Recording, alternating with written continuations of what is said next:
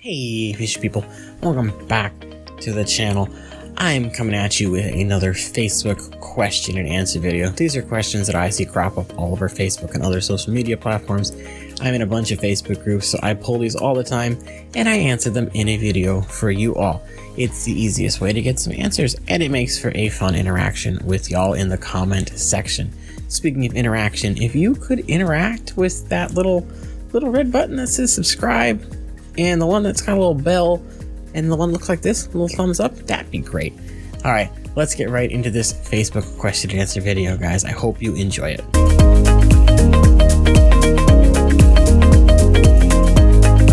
Okay, so for this first question here, it says, is there anything you can put over a water siphon to prevent it from sucking up too much sand, fish fry, and or shrimp?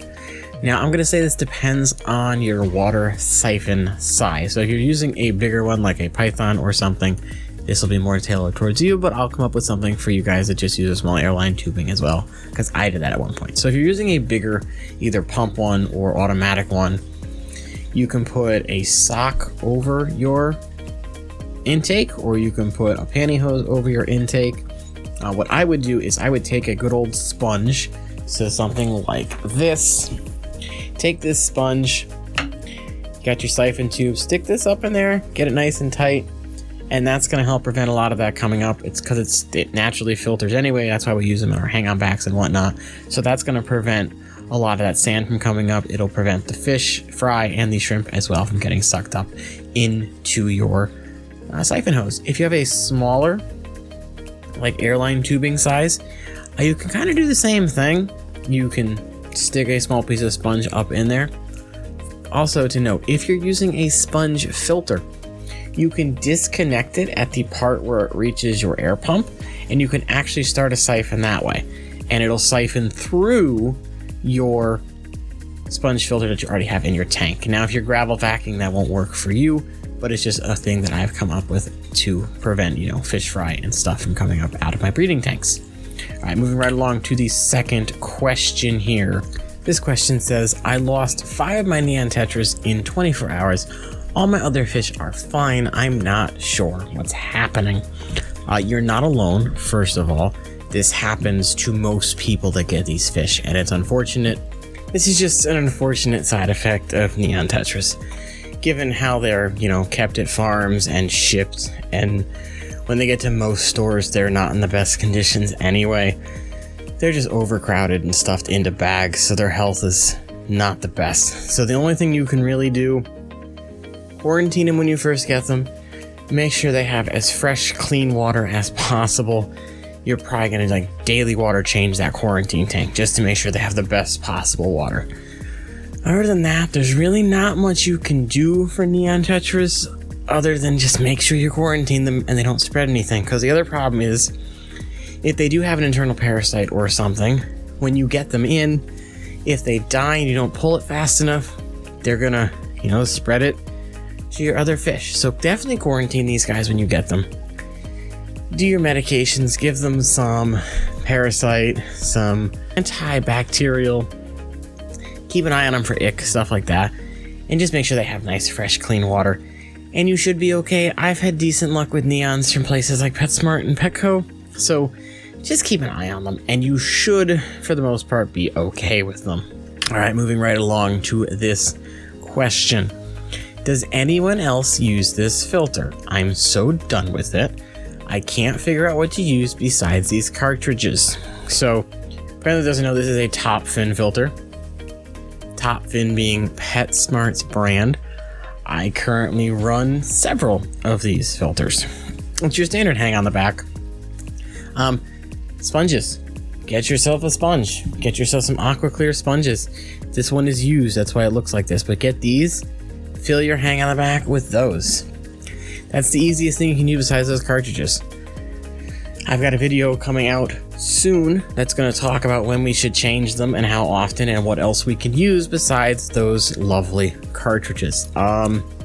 Basically, you need your water changes, bring out your sponge. So get your bucket of tank water, take the sponge out, squeeze it in that water until it, doesn't look completely gunky, and put it back in your hang-on back, and you'll be fine. You'll get decent amount of time. I replace mine every 8 to 12 months, depending on how disgusting the tank is. So that's definitely an option besides sponge cartridges. The other option is people use polyfill.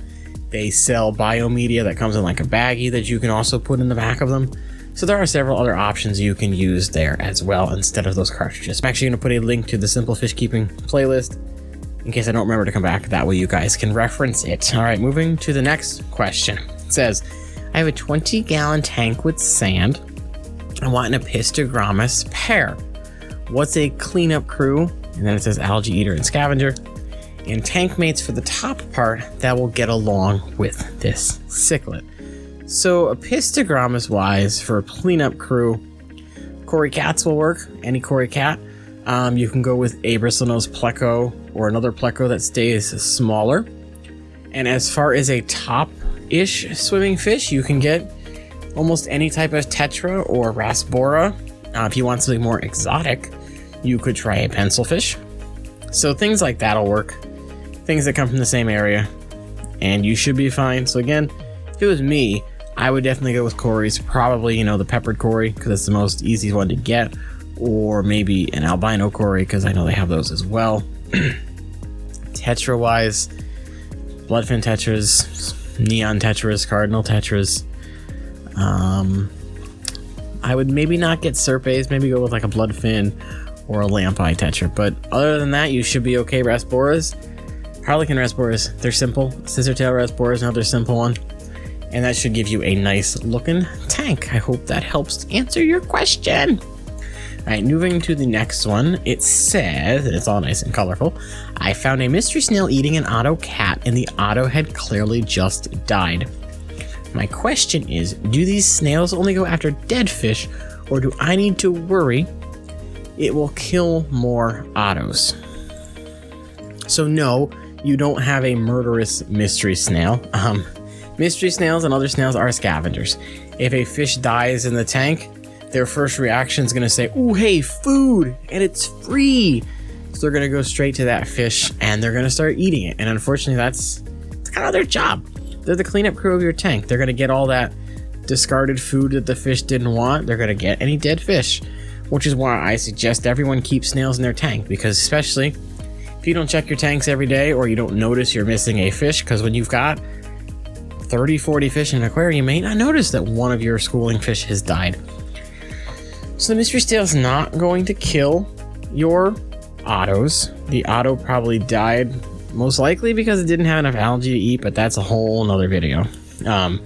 So yeah, mystery snails, ram's horns, those guys are not gonna viciously murder your fish. It's just gonna be if they die, they're gonna eat the decaying carcass, and really, it's just cleaning up anyway. So is it that bad of a thing because they're helping you keep the tank clean?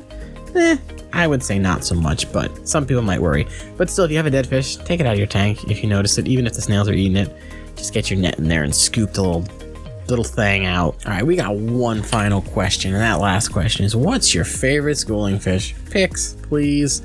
So for me, I'm gonna give you a couple. A nice easy one that's gonna look cool in your tank is harlequin rasboras.